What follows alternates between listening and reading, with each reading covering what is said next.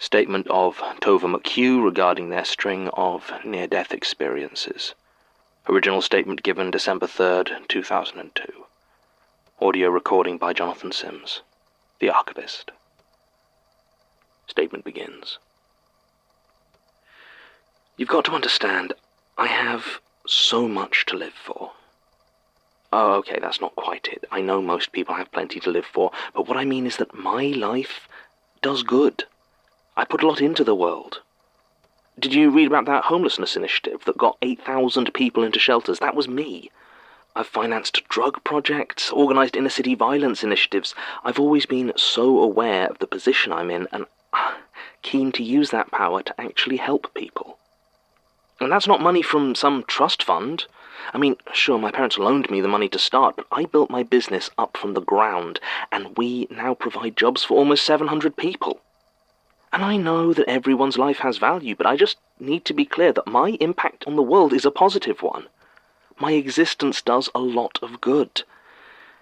And that's only gotten more true since all this started. I've given more, spent more time on charitable stuff, and helped more people. Sorry, I'm just aware of how this story makes me look, and I don't want you to think I'm some selfish monster grinding people up just to extend my own ghoulish life. I'm trying to do good. I've always tried to live a healthy life, never smoked or did drugs, watched my diet, got plenty of exercise. So when I had an epileptic seizure, the first one of my entire life, the month before my wedding, that wasn't fair. I mean, even if I had to have epilepsy, which I could live with, having my first attack at the top of a staircase 5 weeks before the happiest day of my life, that's just not fair. There was no reason for it. I'd done everything right. It shouldn't have happened like that. I remember the odd, tingling feeling rising up from my stomach through my lungs until it hit my head. I'd never felt anything like it. I didn't know what to do, and even if I had, I don't know if I could have done it in time. I don't remember falling exactly. Just the world spinning and moving around me as I remained absolutely still. There were these cracks, like gunshots in my head, though even now I don't know if that was part of the seizure or how my mind processed the breaking bones. Then I was on the ground, looking back up the stairs and thinking to myself how strange it was that I wasn't there. I'd been stood just there, so why couldn't I see myself? Everything seemed very loud, then very quiet, then very bright. The last thing I saw was a man rushing to help. He was wearing a t-shirt with a silly little cartoon alien on it. And I thought, was that from an advert? And then I went away.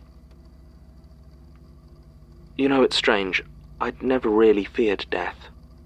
I'm agnostic, was agnostic, and always thought that if there was a God, then he'd know what was in your heart, and if you'd lived a good life, then you'd be all right. But more likely I thought it would be nothing. No heaven or hell, no thought or sensation, just nothing. You wouldn't even notice you were gone. But it wasn't like that at all. I don't know if I have words for it. How can you describe being aware of the absence of everything? Life, light, warmth. It was very dark and very cold. It dawned on me that this might be my existence forever, there beyond time, and I tried so desperately to scream, but I had no lungs or throats in that dreadful place. I couldn't even cry. Then I was back in the light with such a sudden jolt that I found myself trying to blink, even though I had no eyelids or even eyes. But I could still see. I was standing in what seemed to be an operating theatre. Doctors and nurses in scrubs and masks buzzed around and through me, busy with something on the long table in the center of the room. It didn't take me long to realize that what they were busy with was me. I didn't look like myself, so bruised and discoloured, with a great gash on my forehead. Is it odd to say that this sight filled me with relief? There was a sudden rush of realization. I wasn't dead. I was having a near-death experience. I'd read about people having encounters almost exactly like this one, and they had seemed fine. I might still be okay. I might live. Then I became aware of a long, steady droning sound, and my vision turned to the flat, unmoving line on the heart rate monitor. The panic I felt before returned all at once, but now focused, acute. I didn't have any arms, but still I tried to reach out, flailing towards the doctor who was leaning over my body, trying to restart my heart. And then I felt something. I felt myself reach into his chest, felt the strong, steady beat of his heart. Calm. Calm, while I was lying dead on the table. There was a sudden moment of rage and hate that flowed out of me down into his torso, and he began to convulse. He staggered backwards from the table, arms dropping to his side, struggling to speak. And I heard the drone of the monitor turn into a beep, beep, beep, and I was gone. When I woke up, I was lying in a hospital bed, very much alive, although the faces around me were grave. I asked what had happened, and one of the nurses very kindly explained to me about the seizure, my fall, and what my recovery might look like going forward.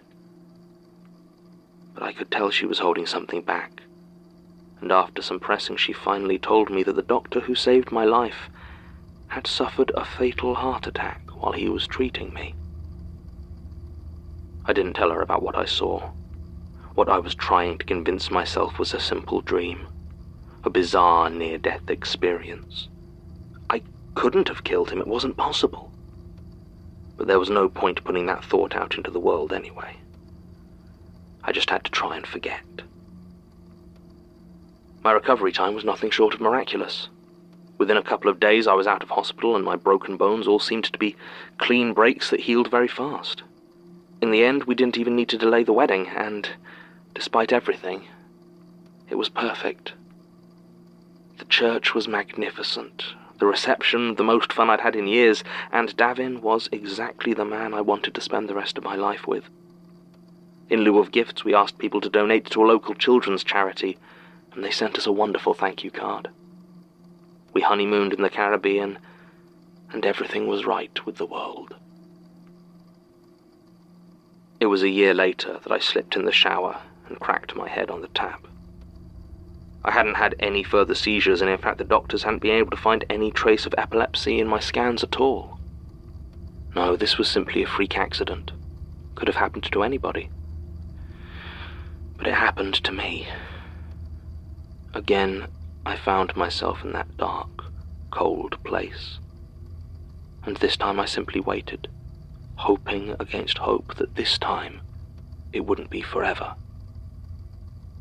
And to my great relief, it wasn't. Again I found myself present over my own body, a severed presence, watching as the water continued to beat down on my unmoving form. I was starting to develop a suspicion, a vague idea of what might be going on. There was no one else around. Davin was on a business trip and I was alone in the house. I tried to move and I could. It almost felt like walking, though I had no legs to carry me. Unable to touch the bathroom door, I simply moved through it. Then out into the world, looking for something I couldn't quite name. Perhaps that doctor had not been an accident. Perhaps his death and my life had been one and the same. Did I have to do it again? The idea appalled me to my core, but it seemed the only explanation. I had to live. I couldn't die, not then.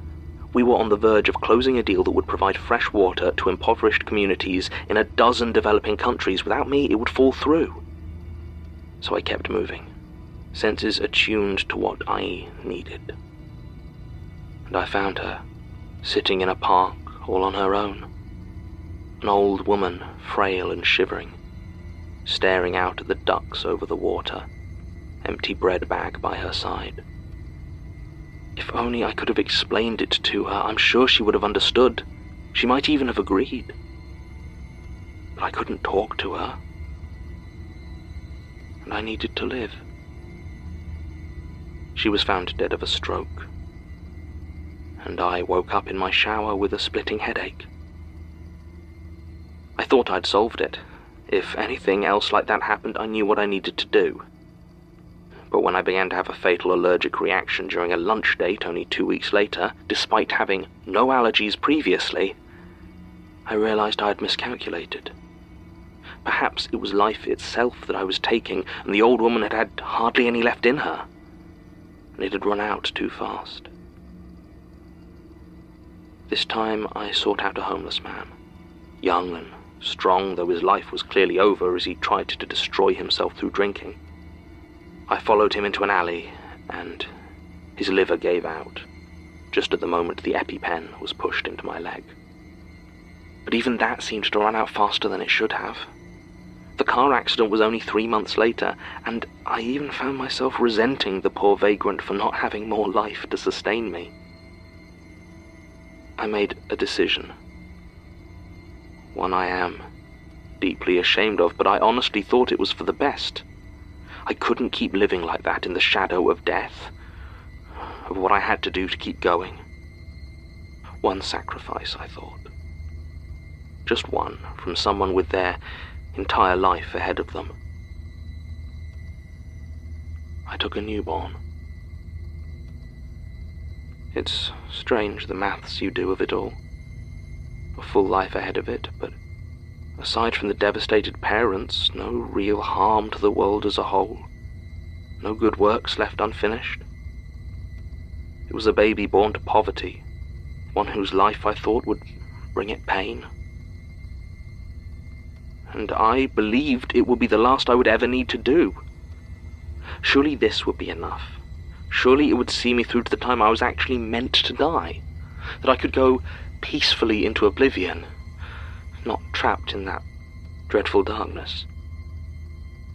It kept me alive for 10 months, still less than the doctor. Eventually I realized it had nothing to do with age or health. It was about connection, about joy. The more friends, family, loved ones the person has, the further out the terror of sudden death spreads from me, the longer it keeps me alive. I'm 40 now, and I have taken the life of beloved mothers, respected professionals, pillars of the community. But I have done so much good with my life. I've reached further, helped more people than they ever could have. Since this became my existence, I've thrown myself into philanthropy harder than ever, and the world is so much better for me being in it. I'm not saying how I live is right or good, but it is the position I have been put in, and a decision I have to make. I never wanted to weigh up the value of a life, to set it on the scales against my own. But that's a choice that I am forced into, and it is one I will continue to make. Statement ends.